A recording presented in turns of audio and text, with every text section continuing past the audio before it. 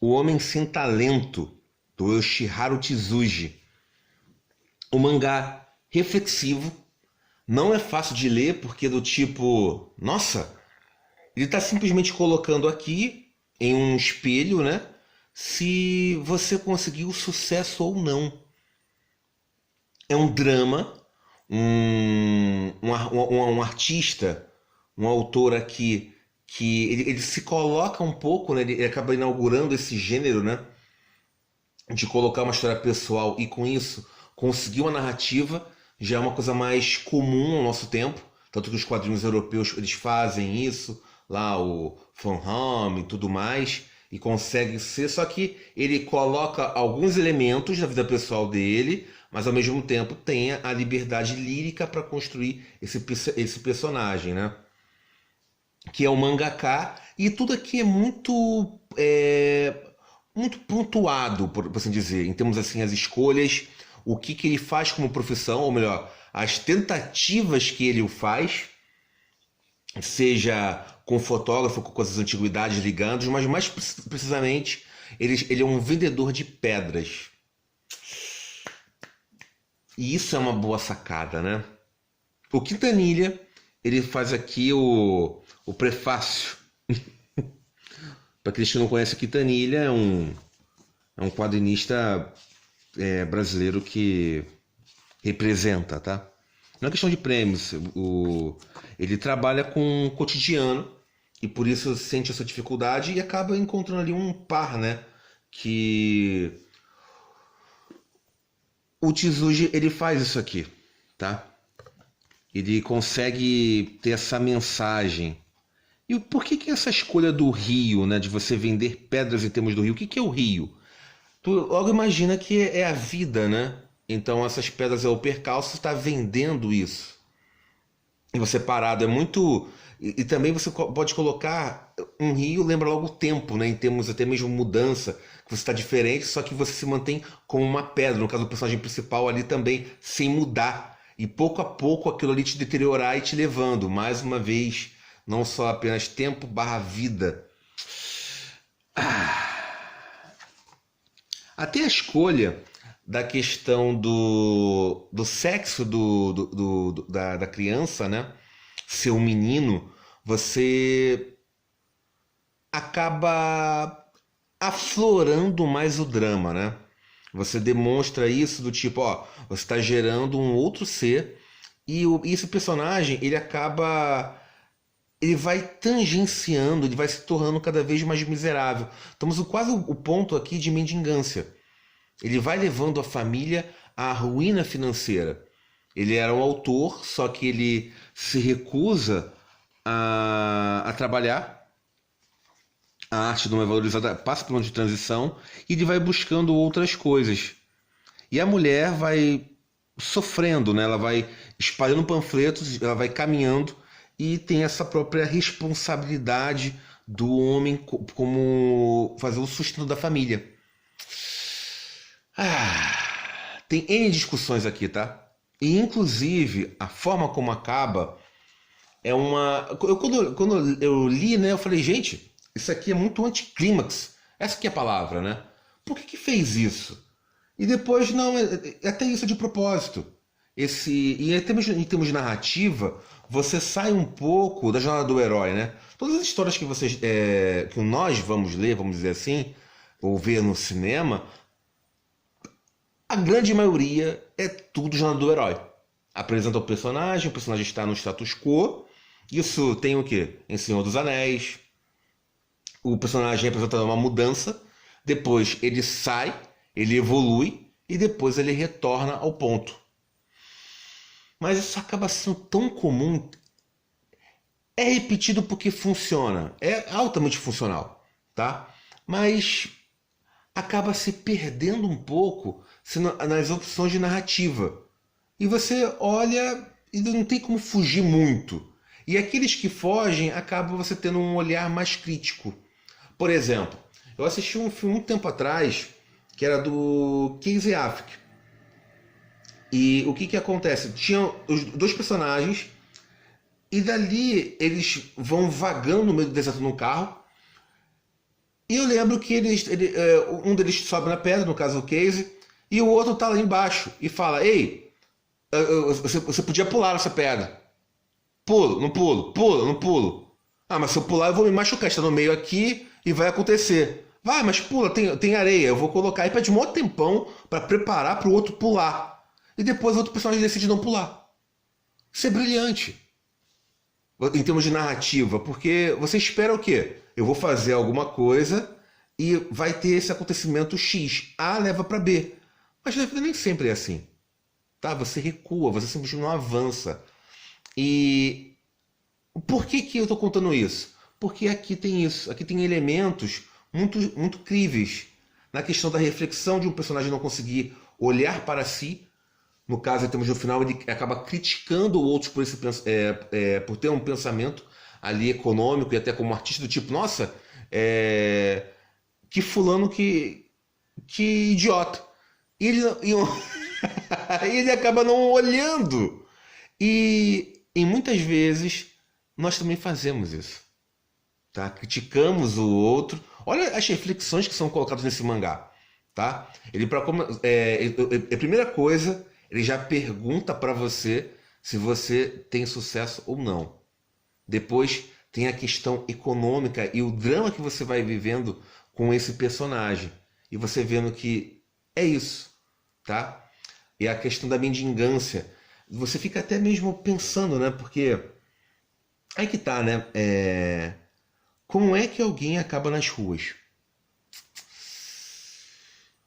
E você tendo um pouquinho de empatia com isso, a primeira coisa que você tem é o quê? Medo, repulsa. Entendeu? Vai saber o que pode acontecer quando você passa na rua e você vê alguém com a situação e vendo coisas e fazendo coisas, né?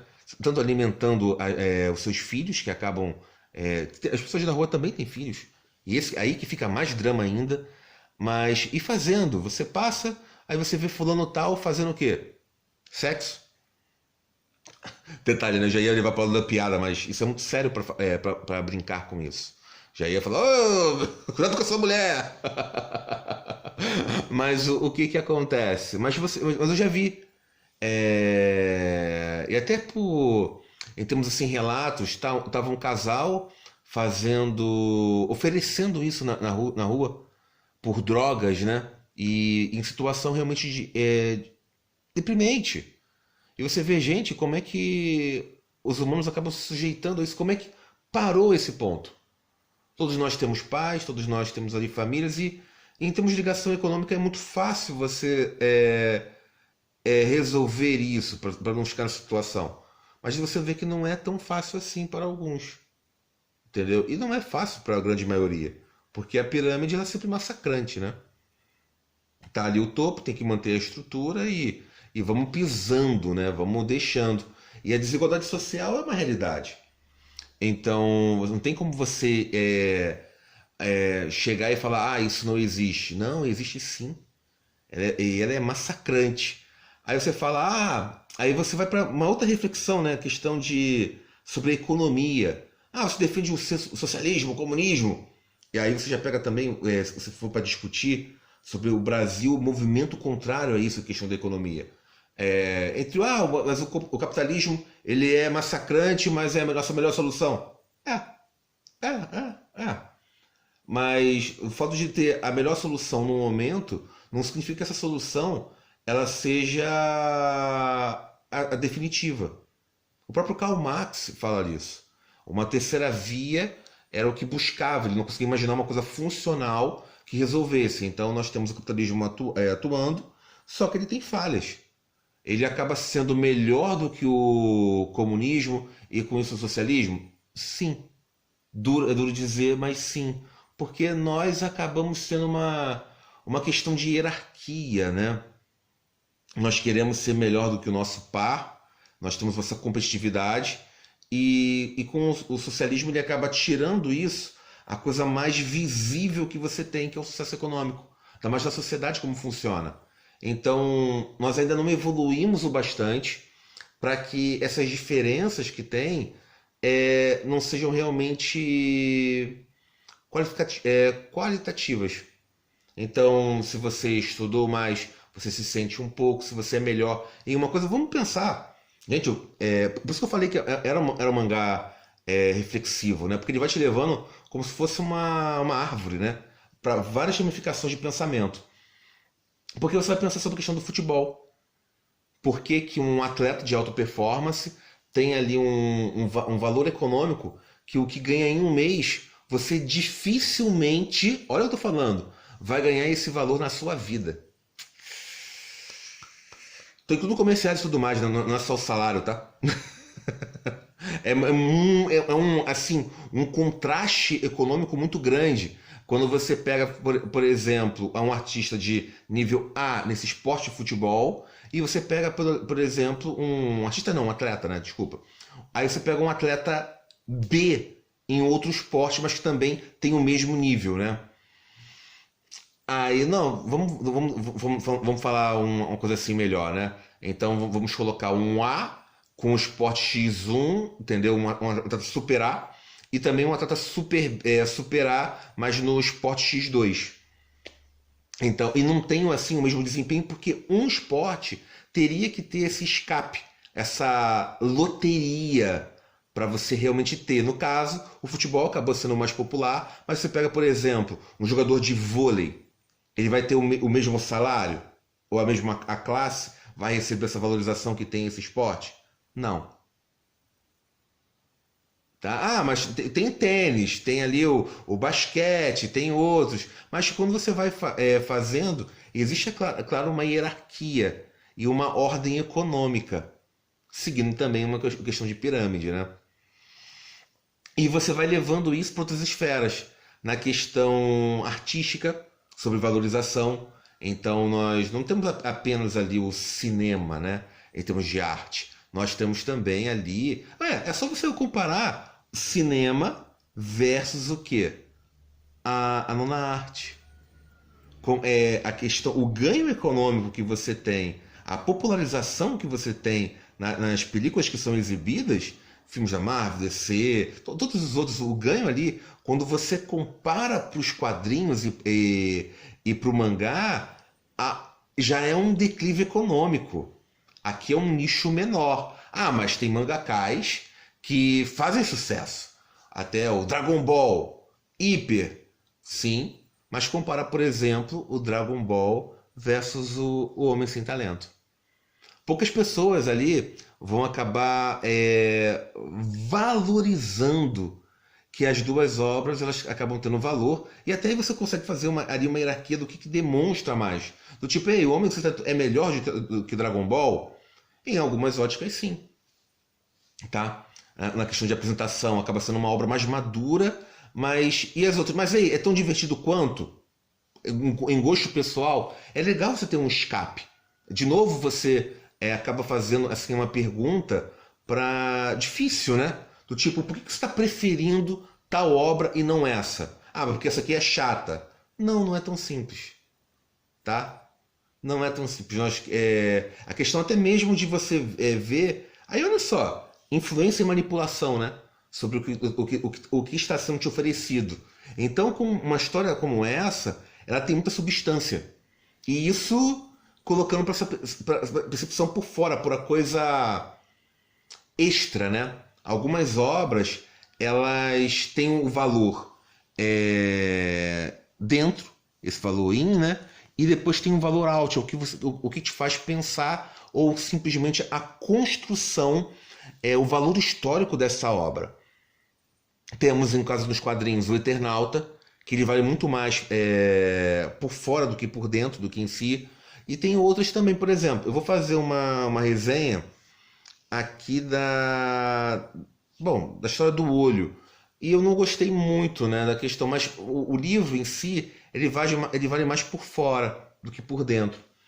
Mas isso aí é quando fizer a resenha, eu falo com detalhes, né? Vou mostrar aqui mais a arte, que eu só estou conversando, conversando, conversando.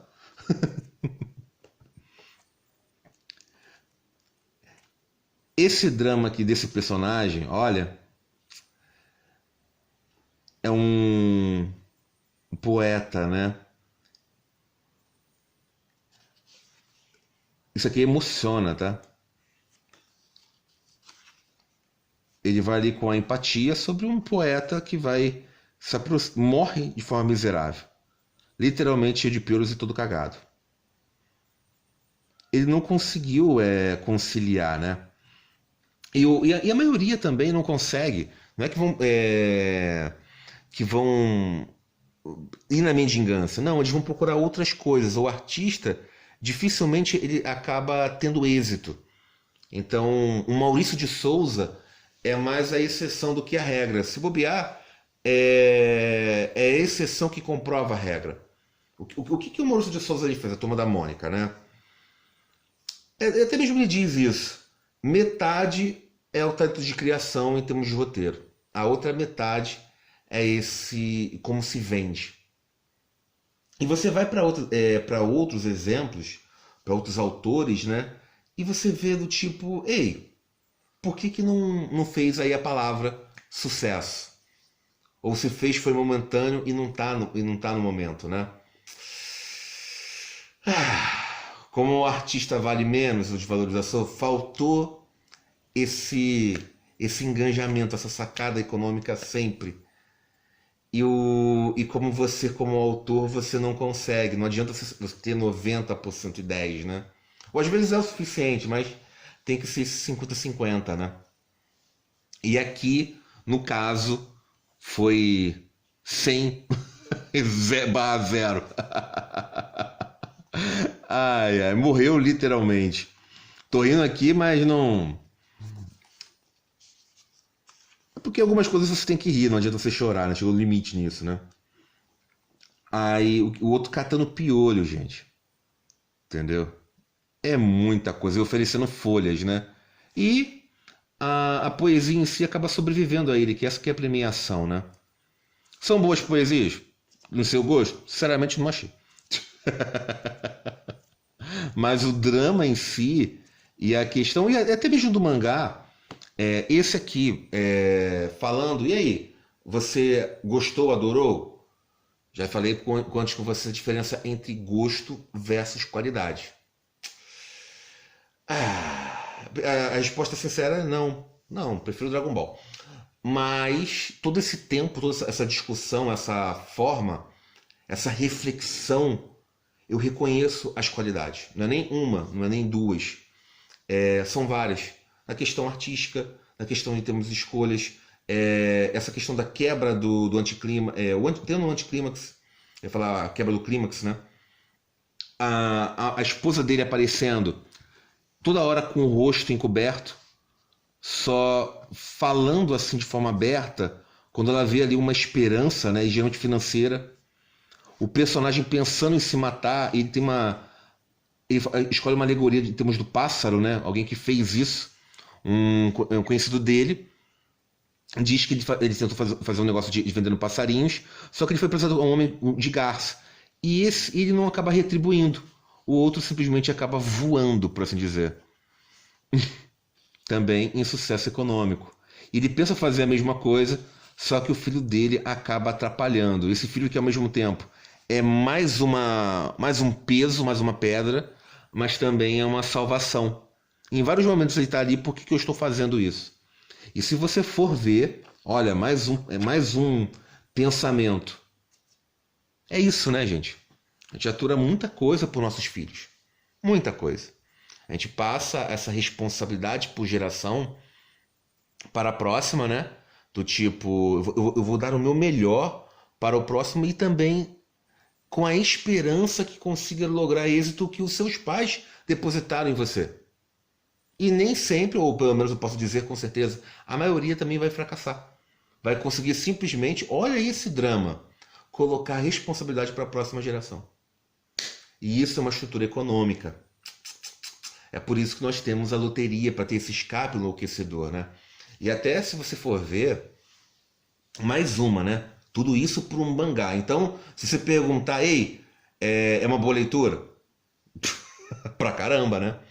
Mas você vai vendo isso sobre a questão de estrutura de pensamento, sobre a questão até mesmo de inteligência para classes. Eu sempre digo isso, você tem que ter para o sistema, vamos colocar ali entre aspas, né? é interessante você ter uma inteligência ou um pensamento crítico até certo ponto. Qual é o ponto? O ponto é o quê? É o suficiente para você ser funcional na sua determinada função ali, social e o que você está exercendo. Se você tem mais esse pensamento, não é perigoso e também desnecessário, mas não é interessante para o sistema. Então, até o forma de você pensar, a sua inteligência, o que você tem sobre a sua amplitude, a sua capacidade humana, não é interessante para o sistema. Então, ele acaba limitando. E aí você leva para filmes e séries e quadrinhos e tudo mais, isso acaba sendo como se fosse uma distração. A velha política de pão e circo. Tá alimentado? Tá. Você precisa de um entretenimento. Entretenimento contido. Pesado isso, né, gente? Eu falei, você leva para uma reflexão do tipo, tá, mas se eu tô lendo sobre esse pensamento aqui para tentar, o que eu tô fazendo aqui? Será que é o suficiente? E o que seria, então, para eu ter sucesso, para eu ter essa expansão? Aí outros vão acusar, ei, comunista! E não repara que o quanto também isso acaba servindo ali de escape em termos dessa discussão e também levando o quanto que é influenciado e manipulado. Tanto que aqui no canal, se vocês repararem ou não, né, ou não repararam, eu não peço para vocês se inscreverem. Não peço. Nem para curtir. Já teve algum um vídeo que apareceu pedindo? Porque eu acho que você acaba influenciando alguém, você acaba manipulando. Se a pessoa quer fazer isso ou não, é questão dela. Até você comentar. Tanto que eu nem devia estar comentando isso, que acaba influenciando vocês isso. É muito complicado influenciar alguém, né? E é por isso que tem essa questão de influenciadores digitais. Que até mesmo ali o influencer, e levando para uma profissão, levando para uma até mesmo para um grau que estranho, né? Porque tudo, se você for olhar bem, é muito virtual essa questão, mas ao mesmo tempo não é tão estranho, é bem comum. Quando você vai olhando para outros, mas eu já vou acabar divagando. Eu ia ver a questão de influenciadores históricos. Mas aí também não tem a questão do mangá apresentado aqui. Tá? A história não vai para esse lado. A história é questão de dramas e vai levando as reflexões, realmente, principalmente reflexões econômicas e artísticas. E até mesmo sobre a questão de vida. Se tiver outra interpretação, vocês falem, tá? Talvez o autor não venha. Ele vai encontrando com outros, eu vou concluir aqui já, tá? Detalhe é a fidelidade do personagem. Ele também é tentado de forma carnal, né? Porque a esposa fica desafiando, e o que o homem faz? O que o homem faz tão clichê quando a sua masculinidade é desafiada, ele vai querer trair a esposa. Tão comum. É complicado, tá? E ele conversa com outros personagens que também têm isso, né? Também estão fracassando. E todos homens. Podia ter. A questão da fotografia aqui, ele comemorando. E o próprio insucesso dele, né? A esposa era bonita, ele também bonitão. E fazendo as perversões. Todo mundo faz, né? Aí ele recebendo ali as recomendações, vou ficar rico! E perdendo. Mas é só a ideia de titico que ele tem, do tipo, ele tá cortando o cabelo, né? A mulher esposa tá cortando o cabelo dele, aí ele fica olhando para os tufos de cabelo. Alguém podia ganhar dinheiro com isso. Isso é um desperdício. Só ideia boa. Ai, ai. Aí olha pra ponte, olha pro rio, podia construir uma ponte, porque outro já teve, mas não pensa. Por que a ponte realmente faliu? É complicado, gente, é complicado. Mas, como eu falei pra vocês, é uma história aqui diferenciada, tá? Tá bom? Leva você a refletir e você a perguntar. Então, eu concluo por aqui, gente. Ficou longo. Sempre eu me perco. Desculpa por isso, mas acho que valeu por essas reflexões, né? ficou diferente. Então até o próximo e fui!